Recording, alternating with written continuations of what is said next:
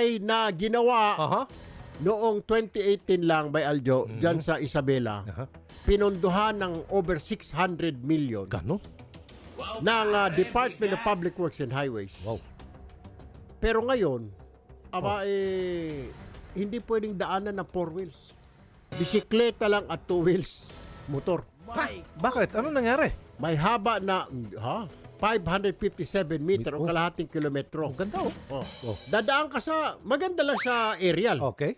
Hindi Pero, hindi na pwedeng daanan yan. Tingnan, wala dumadaan. so tao lang pwede dumaan dyan. Tao or motorsiklo. Tricycle nga, hindi pwede dahil 3 wheels eh. 2 wheels lang.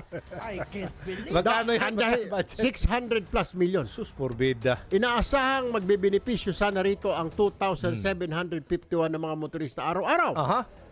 At dahil sa aesthetic design ng tulay, inaasahan sana na mabuboost yan ang turismo Oo sa naman. probinsya. Napakaganda eh. Ganda, ganda. Oh. Ah. Oh. Ang problema, umuuga raw ang tulay. Oy, baka kahoy ang ano niya, Yun, pundasyon. anong kahoy? Tignan mo naman, bakal simento yan eh. Ano klaseng bakal yan? Ah. Tumuuga-uga. Pag tricycle daw, talagang delikado. Kaya Tricycle? mayroon daw tagabantay, 4 wheels, sorry. Oh, hindi Ikot pwede. kayo. Ano 2 ba wheels yan? lang at saka motorsiklo. sangiring. Oh, mga 600 million. Ang tanong ng mga residente, Nako. substandard ba ito? Substandard. Talaga. Mabuti nilang may